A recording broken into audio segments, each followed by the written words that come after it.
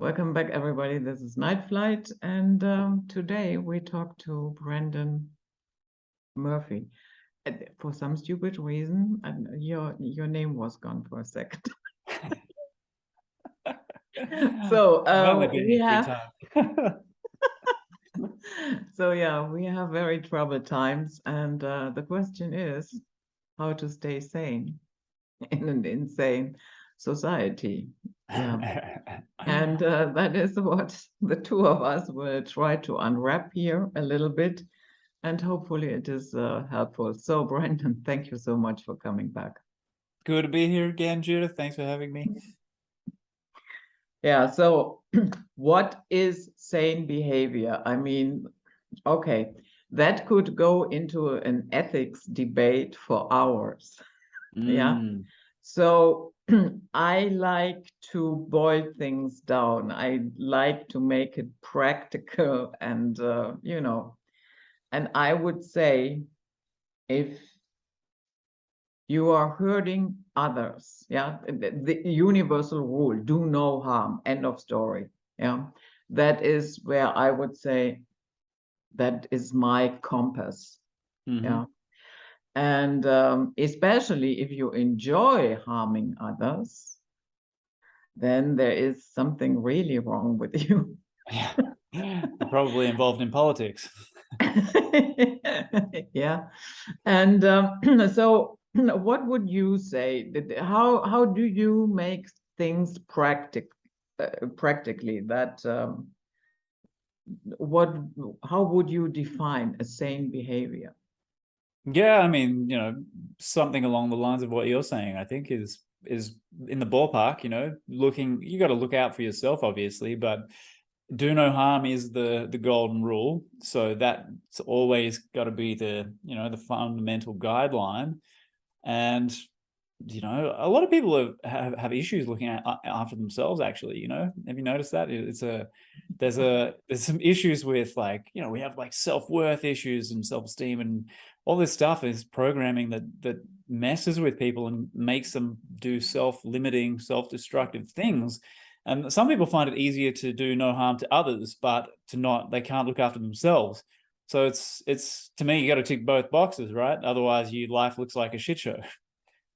Yeah, exactly. And especially, sometimes when, recently I discovered these patches. They work with light technology, and they are really great. It reactivates your stem cells. It produces new stem cells. It has no chemicals, nothing. It just takes the light of your own body and reflects it back into the body. And Cool. what is happening is that by doing that, a copper peptide gets activated, and that in turn then produces no stem cells. So if you have a lot of problems with your back or whatever, wherever it's really hurting in the body, patch them on it and you will see a result. So yeah, okay, they are not cheap. They are around $159 or something. Yeah, 30 patches. So for an entire month. Yeah. And yeah, but many people tell me, yeah, that is too expensive. Yeah. But sometimes then I look, yeah, okay, you have subscribed to Netflix and you are doing this and that. Why is it so hard for some people to actually it would be really good to invest in me a little bit. Right. Yeah, I see this all the time because we're in the online business space as well, and people are so brainwashed into thinking like consumers and thinking like employees.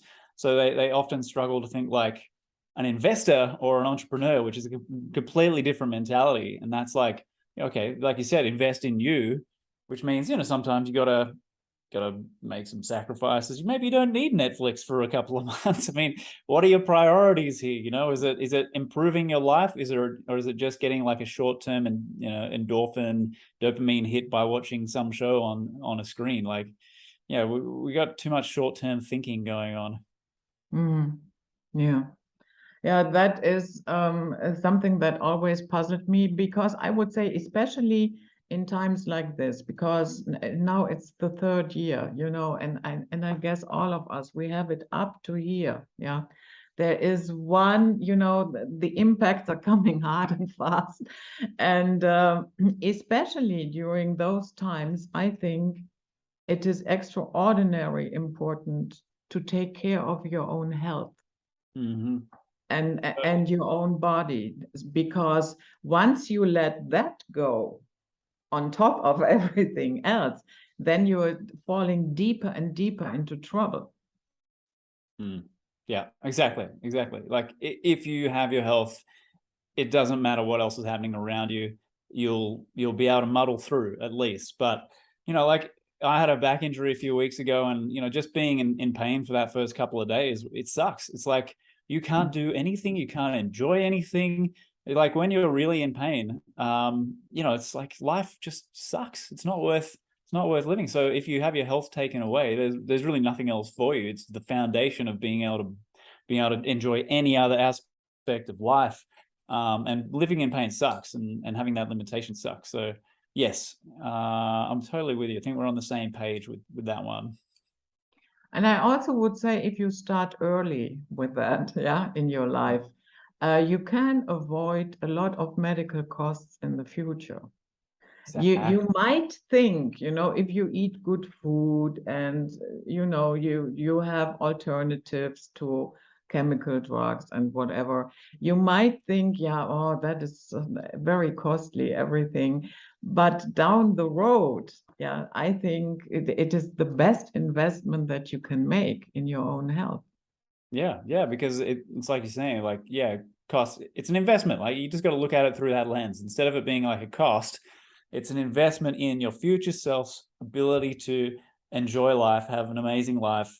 And if you don't invest in that, the costs down the track can be really debilitating. I mean, look around at the way people get sucked into the vortex of the sickness maintenance system. And I mean, it's just like, especially in America, but everywhere, it's an expensive thing unless you're in one of the socialist countries where it's all provided for free. But you don't want to be in there in the first place because it's too late by then. You're already on the back foot. So yeah, like you said, looking after yourself now, that's the wise move. And then you just take things as they come. Yeah, exactly. So another thing, I guess it would be a good idea to replace TV and radio with something else. If at all, even if it is sounds like a strange idea for some people, I think it is really good to take a break from TV and radio, wouldn't you say? Well, I mean, how would I know what's going on if I'm not watching the 6 o'clock news, though? Where You, else can you possibly get information? yeah, I would say not on the 6 o'clock news. Do you No, have that in Mexico? I think so. Yeah, I haven't seen a lot of it, but we saw some when we arrived. We were in a Airbnb, and we got because we didn't have a TV in Australia, and this house had a TV in it, and we were like, oh, what's on? What are they doing these days? And it's like the news is exactly the same. It's just the same garbage, but with Mexican people saying it. So I was like, wow, absolutely. The cabal is in charge of the news media here completely. Yeah, I mean, turn the TV off. Mm. So did you leave Australia because it was getting too much for you, or no, what was the reason?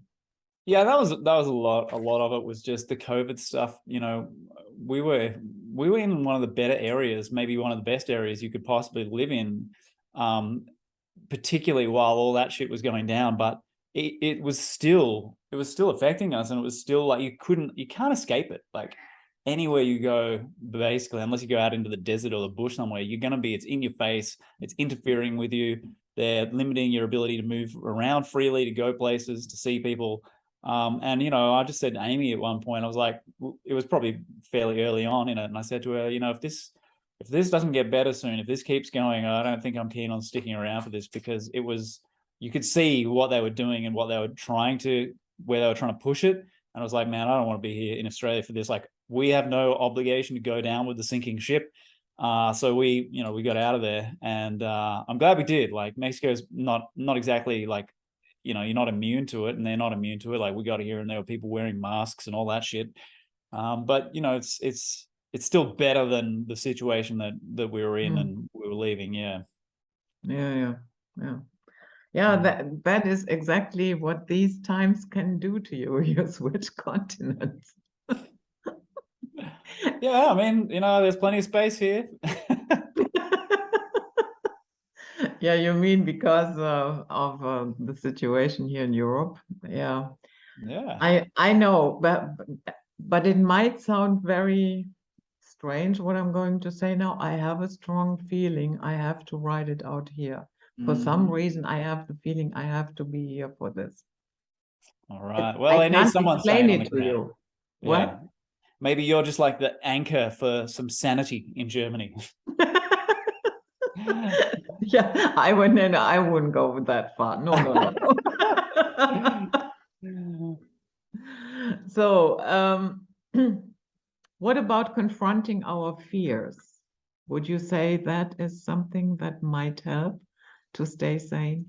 I think I know where you're going with this. Okay.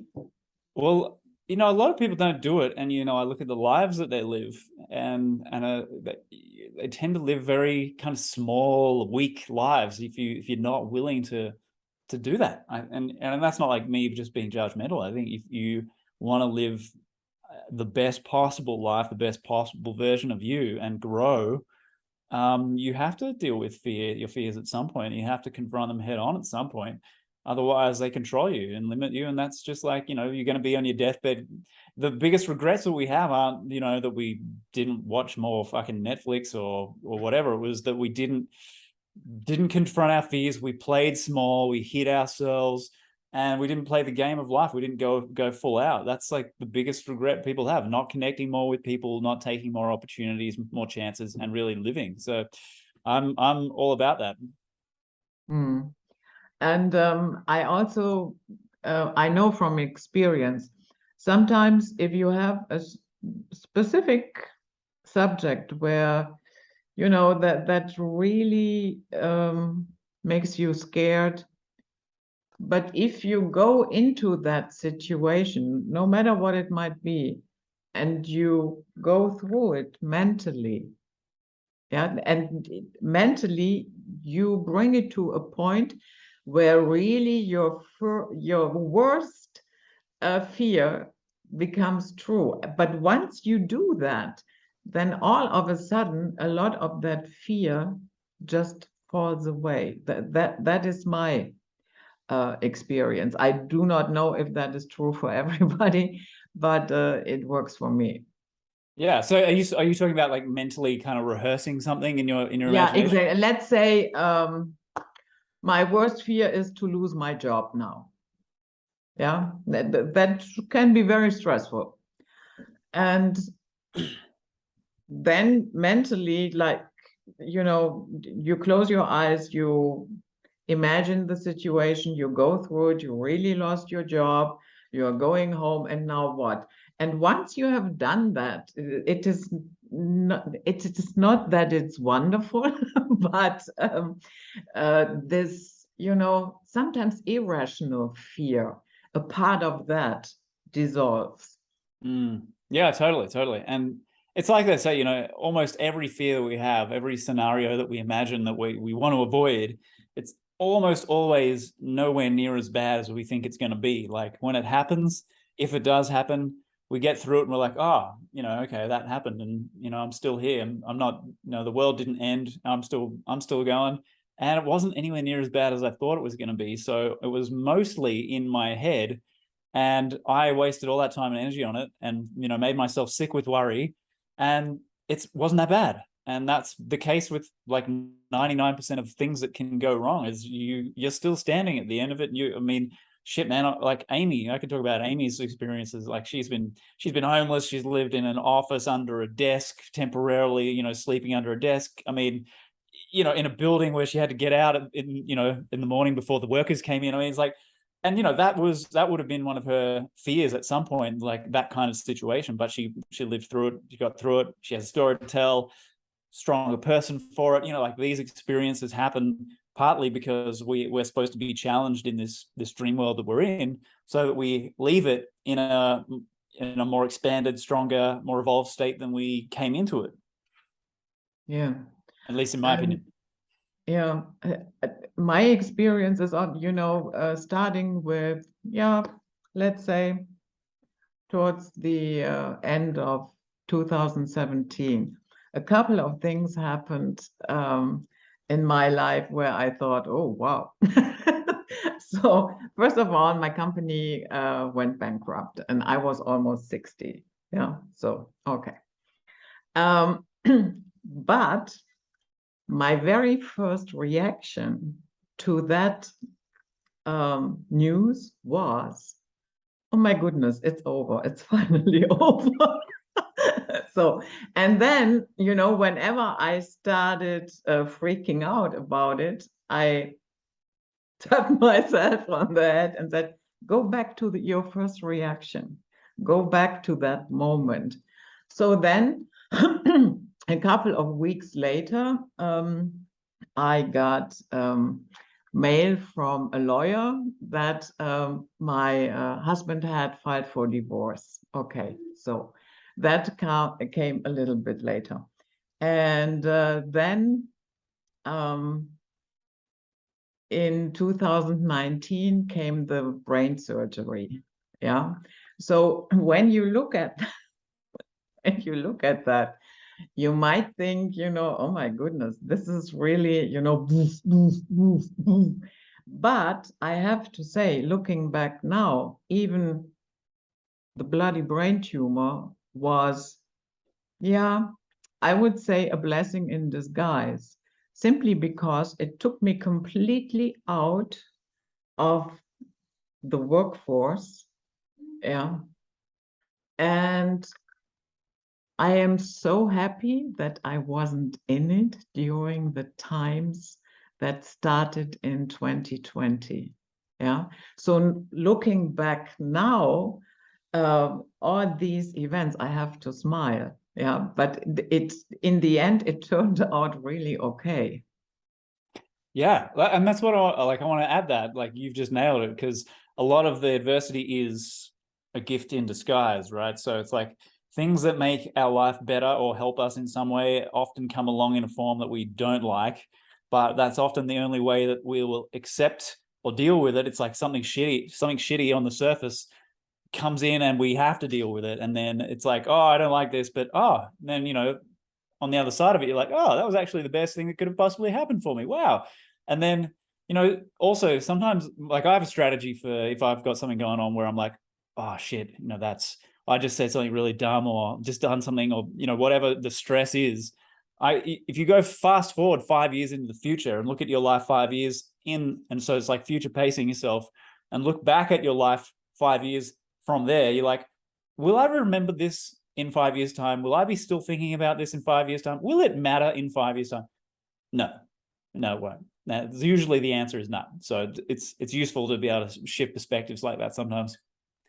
Yeah, exactly. What sometimes it's really hard, you know, when shitty things go down, to see the kernel in it. Yeah, that and who would have known in 2018 that 2020 would turn out like that.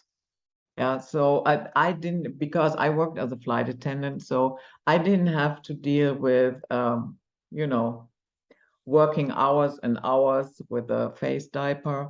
I didn't have to deal with the pressure to get the jumbo juice.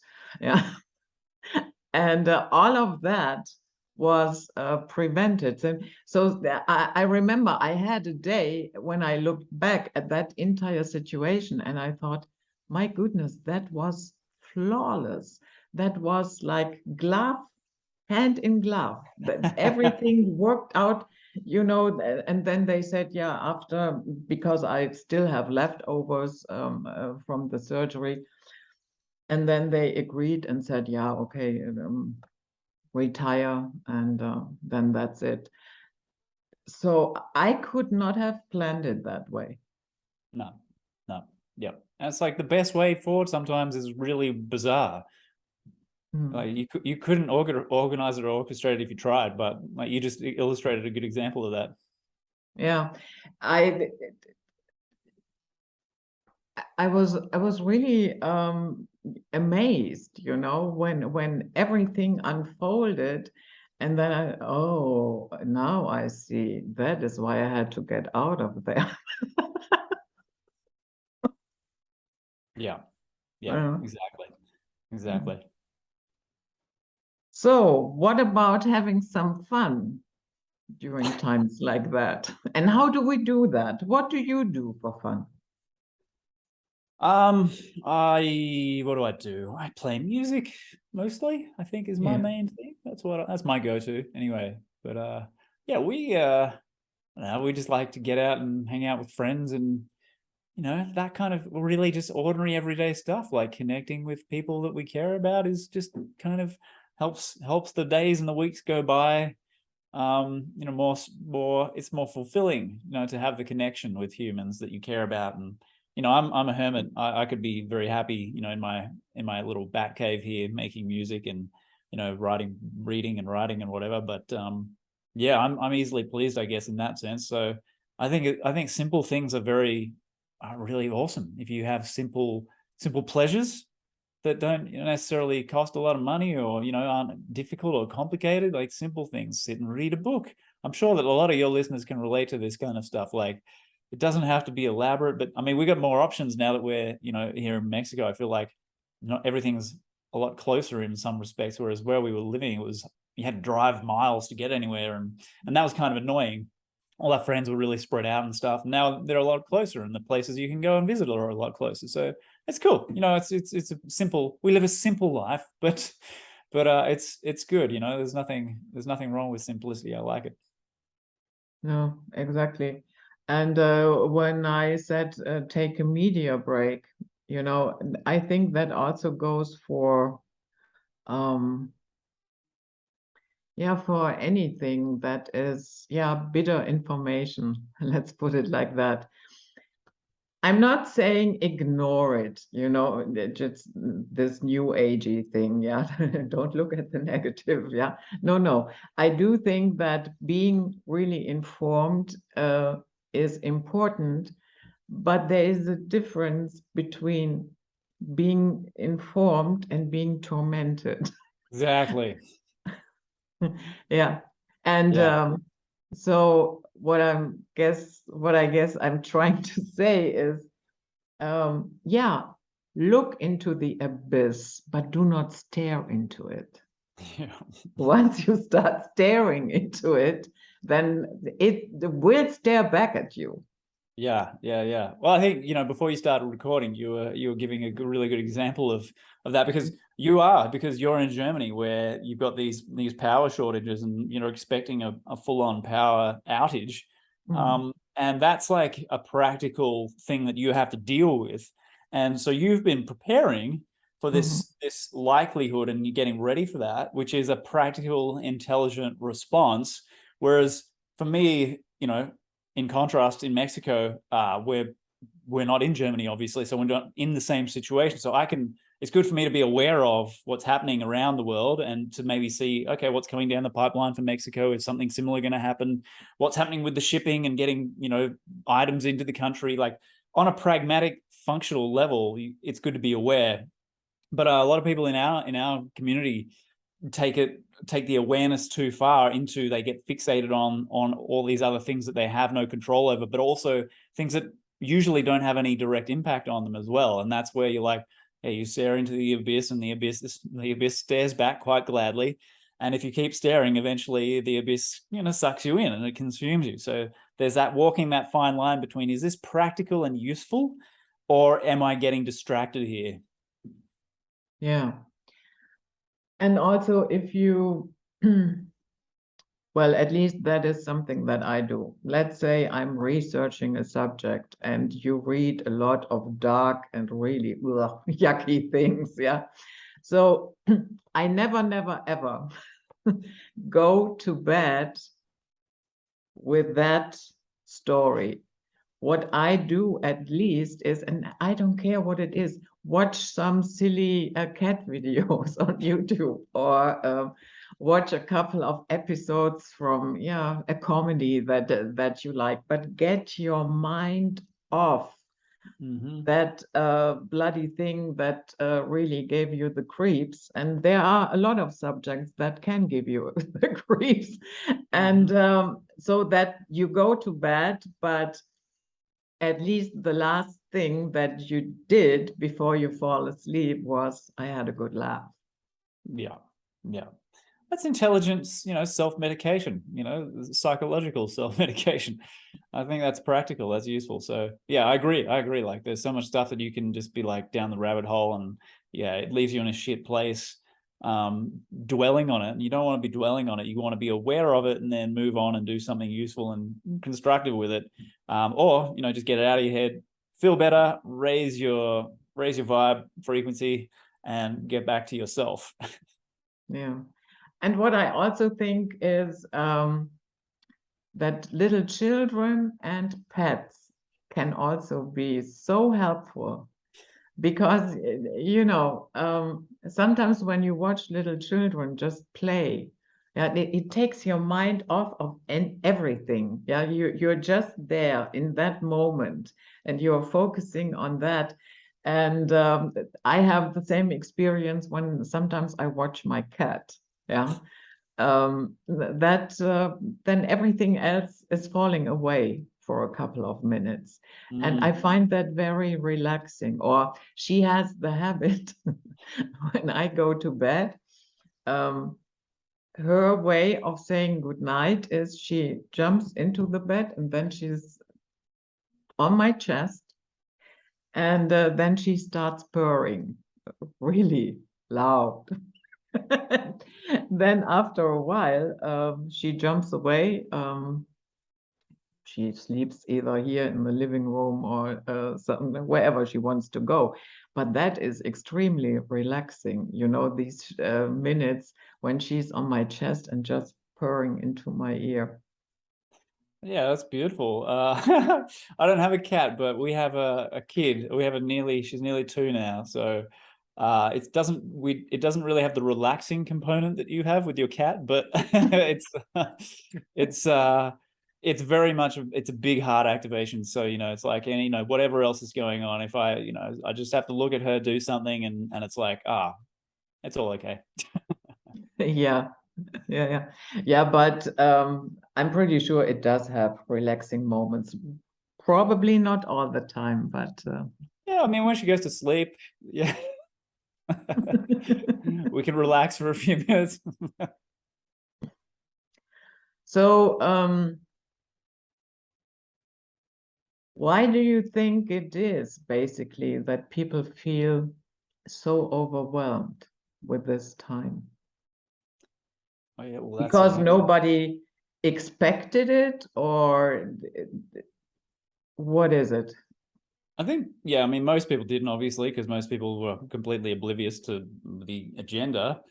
So they've really been taken by surprise, and really, they've been hammered. Everybody's been hammered from every direction. So it's like destabilizing on every level. Where we've lost our normal sort of sense of living, which it applies to the people who are awake and asleep and in between. It's like nothing's what it used to be. Nothing's predictable either. The predictability, the certainty that we seem to have before, that's gone. So now we're like, that's stressful. Like, we kind of don't really do that well with uncertainty that much. We're always trying to eliminate uncertainty. And you can see that in, the fundamentalist kind of mentality that's always, latches onto a belief system that's really rigid, black and white, because that eliminates gray areas and uncertainty. So you don't have to think about things. You don't have to wonder about things or worry. The questions are answered for you, and that's it. It's done. So yeah, there's so much now that's happening, and people are being forced to adapt to really difficult, challenging circumstances whilst not knowing where it's going. And that seems to be, yeah, I think that's quite stressful. Even for people who are awake and reasonably alert to what's going on, who know what's coming, that's still challenging. We have to navigate our way through this and not know what the future holds. So we have to kind of trust in a higher power, in a sense. Yeah, exactly. And however you would like to term that, I don't care. What I just told you, what happened to me since 2017, I see an intelligent planning behind that. I don't believe that that was coincidence after coincidence after coincidence, and then yeah, congratulations, Judith. You had so many good coincidences, and now you're out of the stress. No, I really had the feeling, and I had that a couple of times in my life where I thought there was some force behind it that I cannot manipulate and whatever. Yeah, totally. I look at the last couple of years. I look at when we decided to leave Australia to come to Mexico, and then what happened in the region, like the east coast of Australia, got smashed with the geoengineering and the rain, the floods.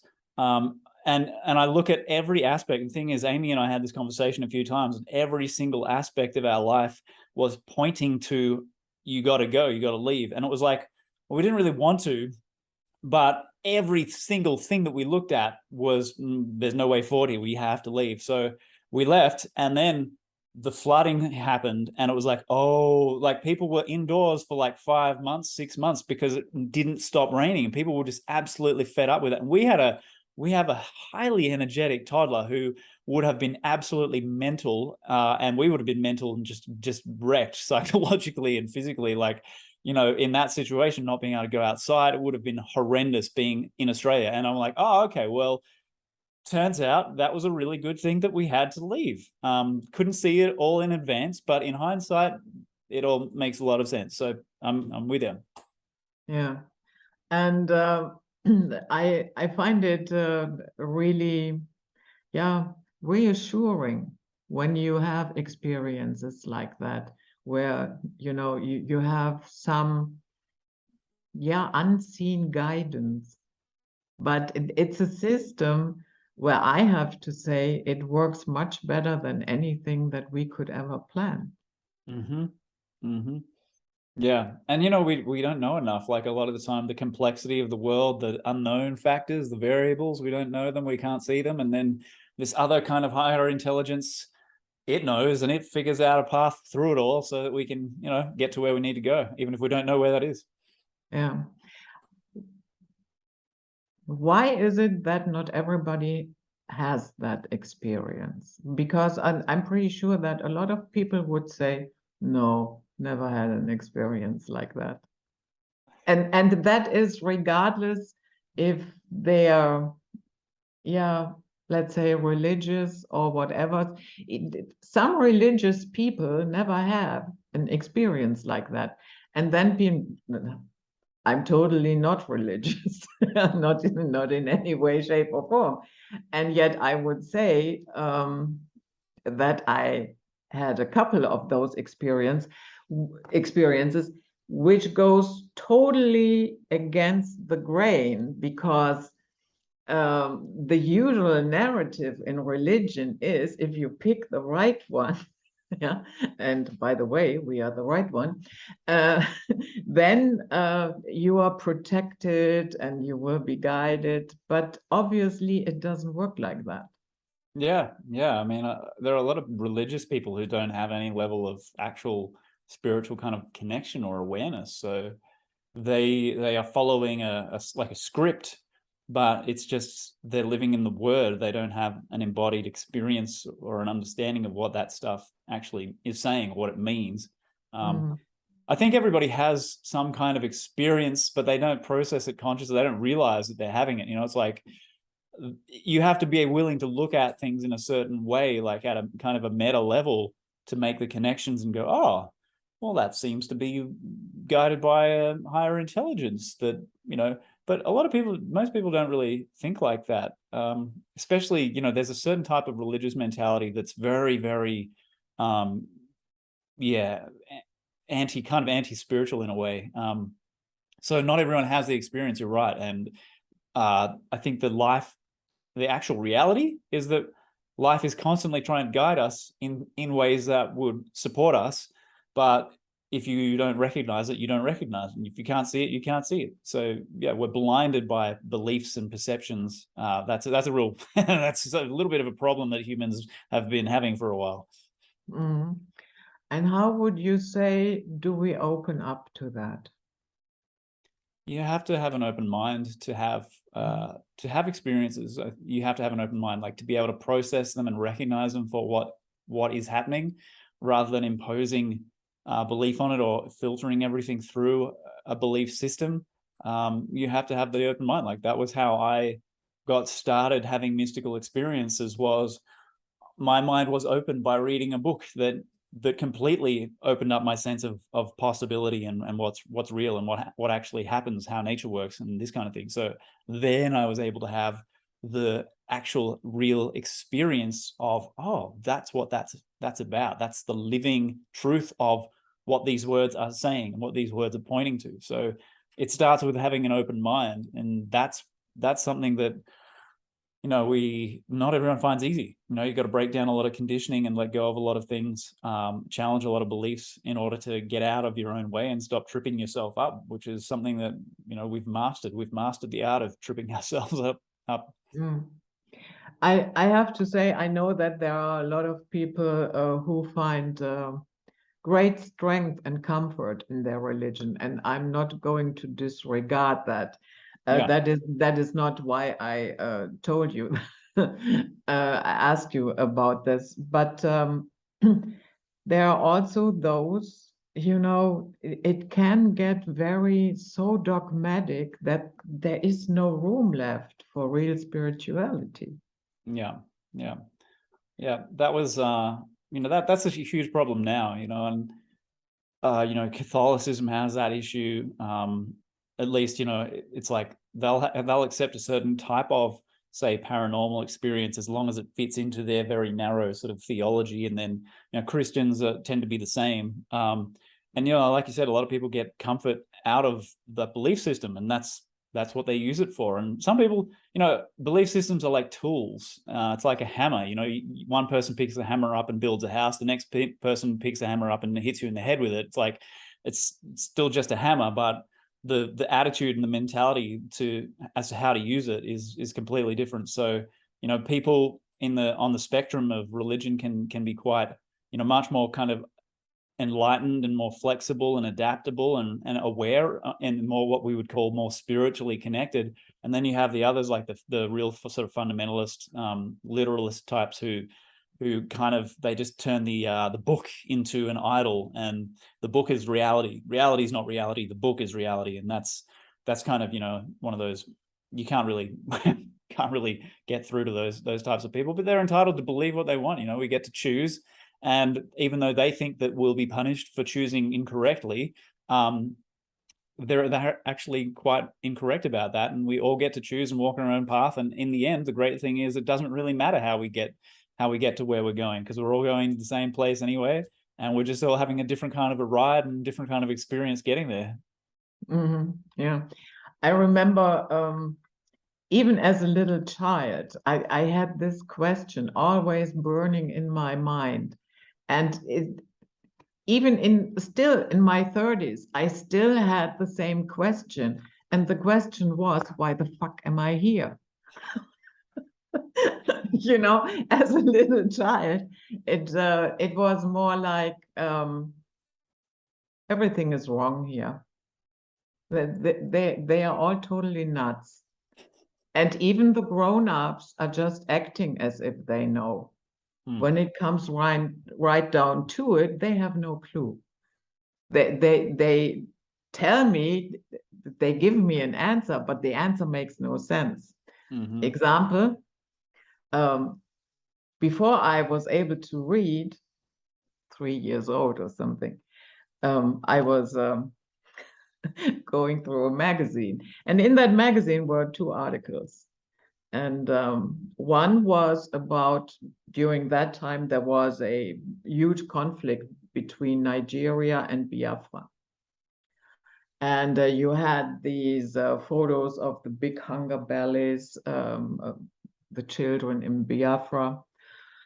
And a little bit, a couple of pages later, there was, yeah, and as a child, you only can see the photos. Yeah, so, but what I saw was huge trucks of oranges being thrown into the ocean.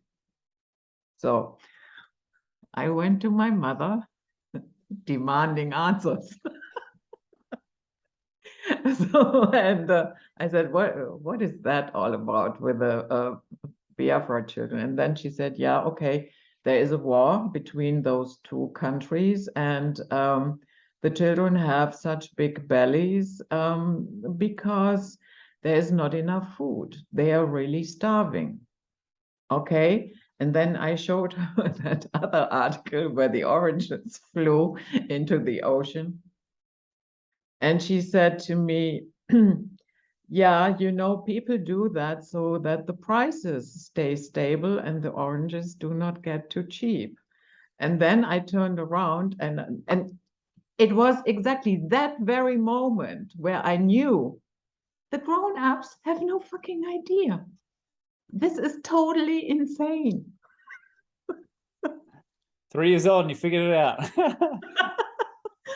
And yeah, but that was, you know, and this nagging question, why am I here? What am I? It never felt, yeah, how can I say this? It never felt like home. It always felt strange a little bit. And I guess that is also one of the reasons why I went into flying, because I thought I would like to know what this strange place looks like. And is it maybe even stranger in other countries, or is it better? Or so let's go.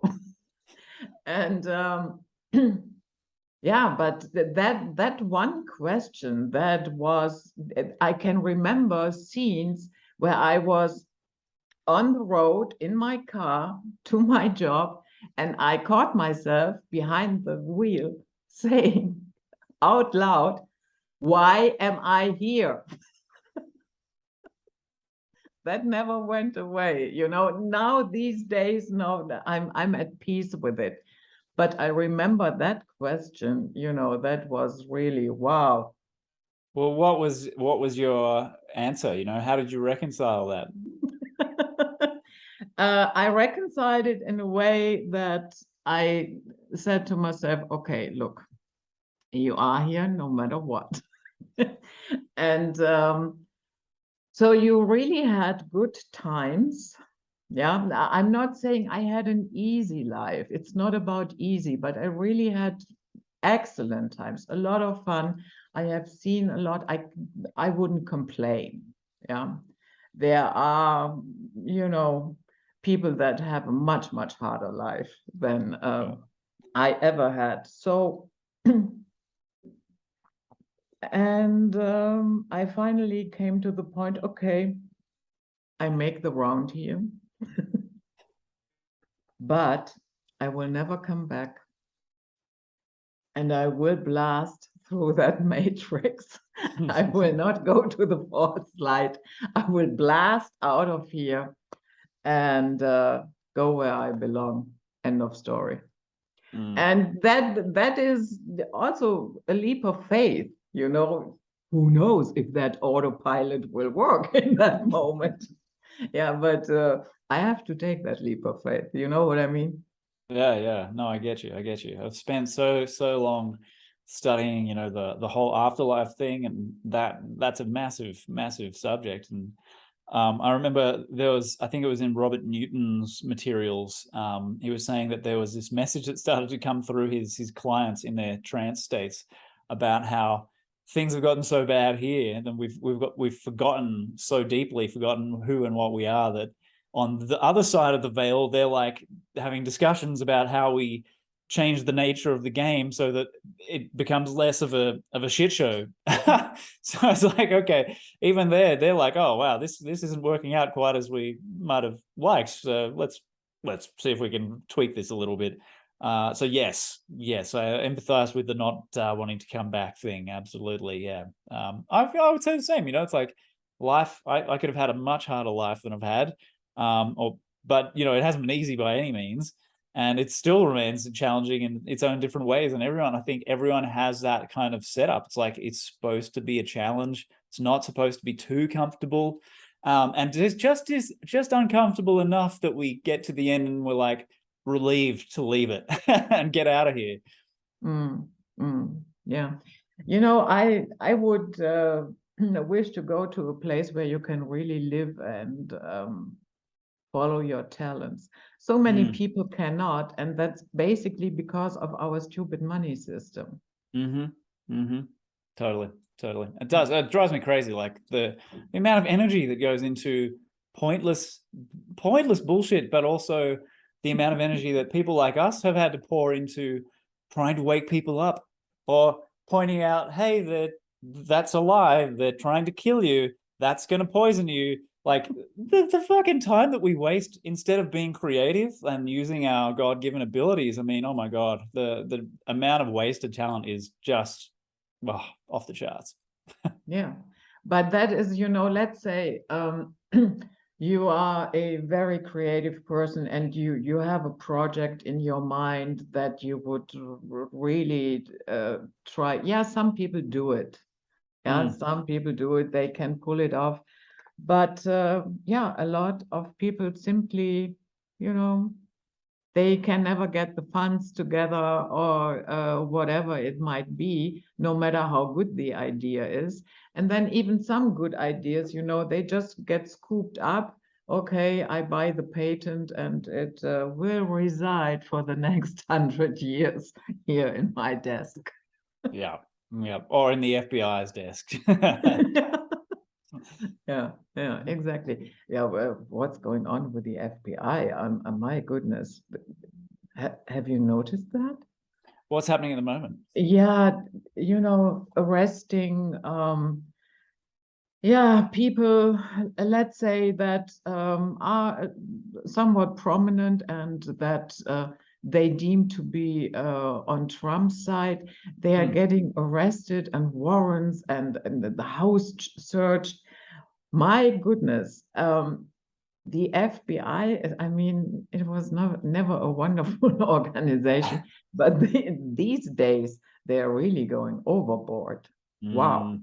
And you know what my biggest problem is here? Okay, let's say the majority of the people who join the FBI probably have honorable reasons. They really might think it's something good and you can prevent crime and whatever it might be. But how do you go from that idea and then you do shit like that? Basically harassing people because they do not get along with the official narrative. So I would, that would be, for me, I would leave. That is not what, I have signed up for here. Harassing my own countrymen. No, right. I mean, yeah, it's weird. I kind of like, I think part of the issue must be the compartmentalization in those types of organizations. And it's like, it's always that the person up on the higher level knows something that the people down, the order followers don't know. And the order followers don't have enough information. They just get told to go do something and they go do it. And they don't ask questions. And it's like, well, yeah, that's I think a big part of the problem. And I mean, when I spoke to Robert Steele, he passed last year or the year before, during the COVID madness, and he was an agent he was an officer in the CIA, and he was adamant at making the distinction between agents and officers, because in his words, agents are treasonous pieces of shit. And I quote him directly, verbatim. But he also said at the same time, he thought that the majority of people in the CIA structure were probably good people who meant well, but were in a shitty system. So, I mean, at some point, the people involved in the structures and systems have to start either leave or start saying something or doing something about it, you know, instead of towing the line or going along to get along and don't rock the boat and all this sort of stuff. But again, like that, the monetary system it's constantly dangling over our heads, like, oh, well, I need my job to feed myself and feed my family. So there's always that obstacle that stops a lot of people from either leaving or speaking out. Yeah. Which sucks. And I'm not saying it's justified, like, but I get it. I understand the pressure that it creates. Yeah, and I still have to pay for the house. Yeah, exactly. That mortgage, it's not going to pay itself. Yeah. Yeah, exactly. So yeah, really that would be my plan. And once I leave this realm, you know, to go somewhere where this is where that entire thing is structured differently, and where not, you know, the pinnacle of success is measured in money. Of course, it's nice to have money. Yeah, it's a wonderful tool and it makes a lot of things easy. Sure. But you know, just having money to say, hey, look at me, yeah, and I have 10 Rolls Royce, and you can drive only one at a time anyway, yeah. So what's the point of having 10? Yeah. Yeah. I don't know. I don't have that problem. I'll let you know how I navigate that one So, day. did you ever have that question? Why am I here? Yeah. I mean, I used to when I was 15, I started having this wondering about what happens when you die, and I don't know why, but you know, because 15-year-olds generally aren't thinking about this stuff, but that was in my mind from then. It was like, well, yeah, what happens? Where is there an afterlife? Like, if there is, then that puts everything into a different perspective. You know, our being here means something else, you know. So I've always had that inclination to ask those questions and wonder about it. And I feel like over the years, I still ask the question, even if I feel like I have an answer, because you know, you shouldn't get too comfortable or complacent. But I feel like my role is you know, obviously kind of similar to you. You know, we are question askers. We're trying to help people break out of their hypnosis, break out of their programming, and we stand for freedom and choice and the ability to just simply live and be left alone and be creative and do the things that you care about and passionate about. And that's what we're working on. You know, it's like what I'm doing is awareness raising for the purpose of creating freedom. And you know, in freedom you can create an amazing life. Like, we could have an amazing civilization on Earth, we could have peace on Earth, we could have incredible abundance, incredible technology. You know, it already exists in the black ops, as you know. Like, it's just being held back and suppressed. And it's like, what's possible is you know, like the world, the level of beauty in this world that's possible is off the charts. But you know, we're still stuck in our little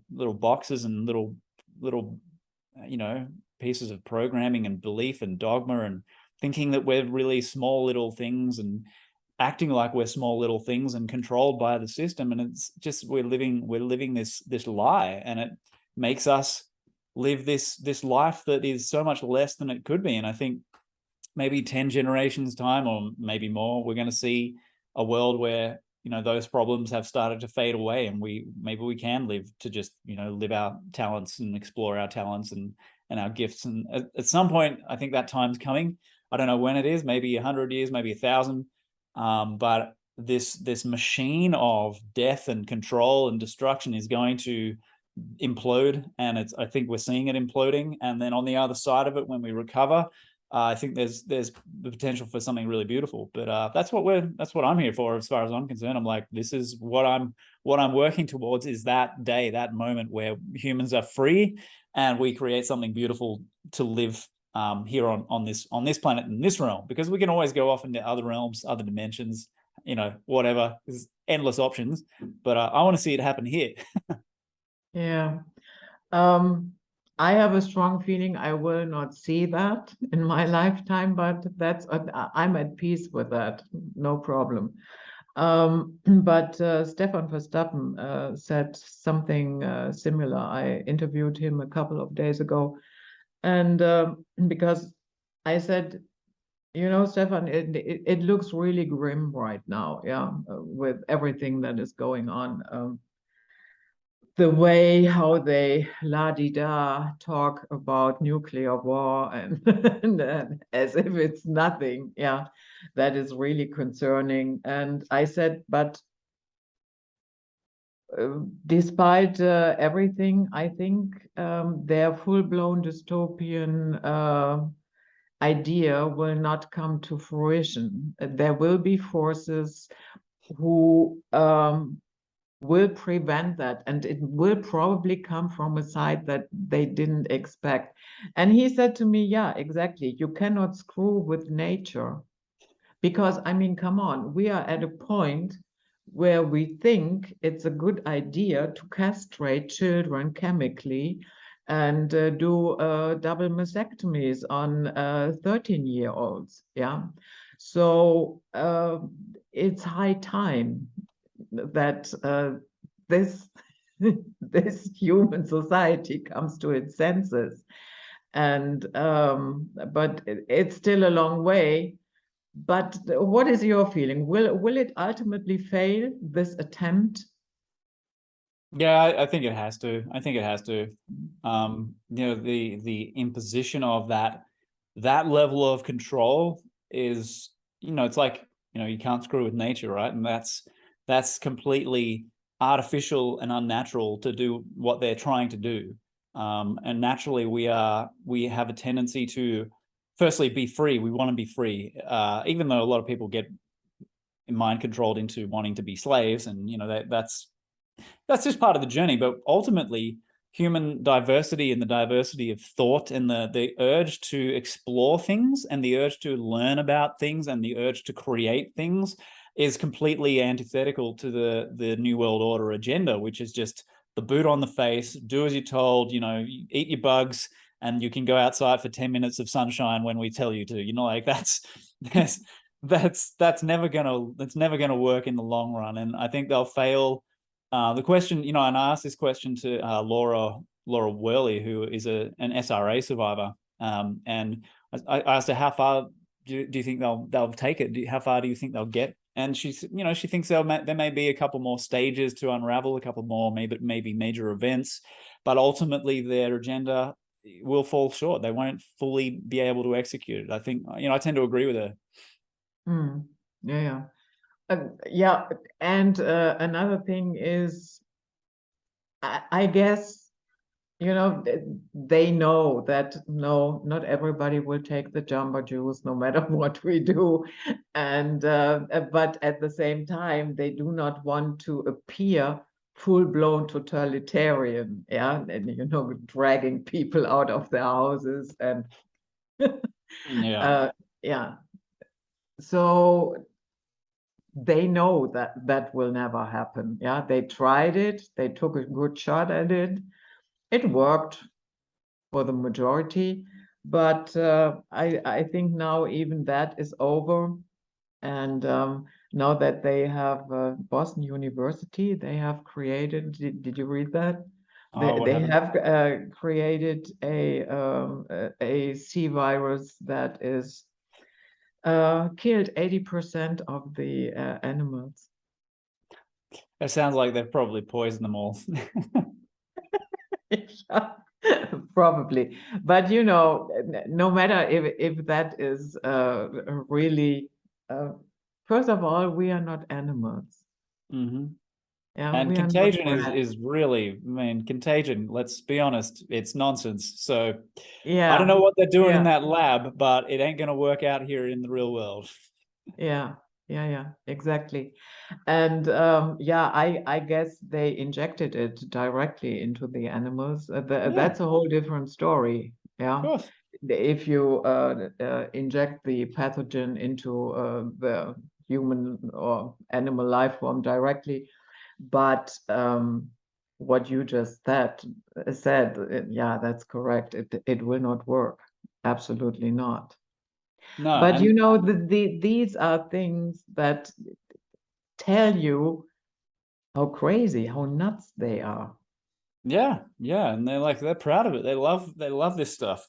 They like to show it and put it in our faces. And yeah, I mean, I think it'll go away sooner or later, hopefully sooner.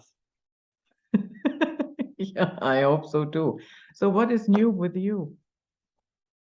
Well, we launched the Truthiversity last at the end of last month. So we're about 3 to 4 weeks into the existence of the Truthiversity. So yeah, I'm pretty stoked with that. We've been waiting years to do that, and it was originally going to be called the Global Freedom University because Ames and I had this idea when we were doing Global Freedom Movement. So it's now the Truthiversity, and what it is my personal online learning portal where all of my premium content goes for my members.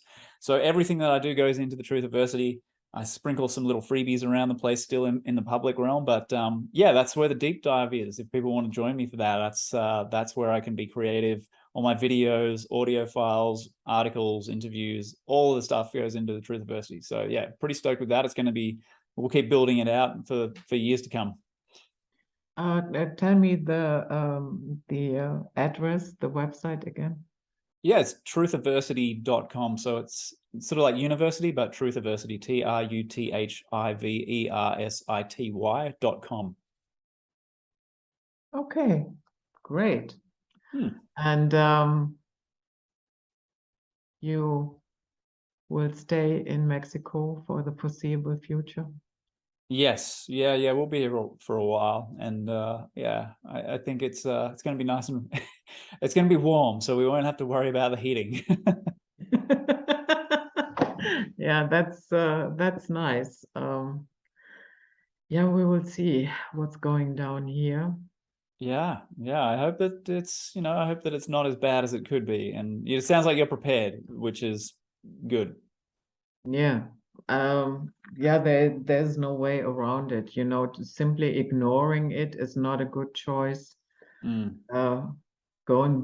ballistic because of it isn't a good choice.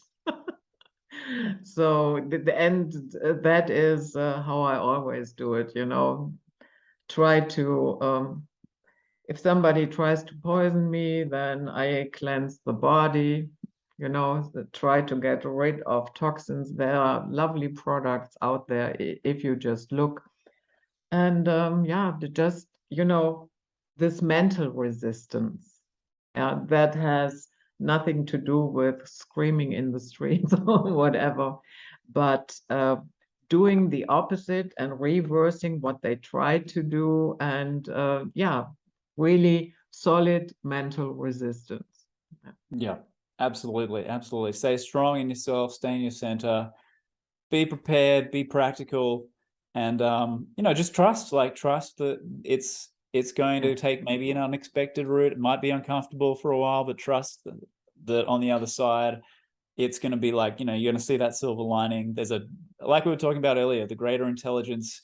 We're not sort of floundering on our own. There's something deeper going on, and yeah, just trust that process and be sensible at the same time. I think you're a good example of that, Judith. You're more sane than you give yourself credit for.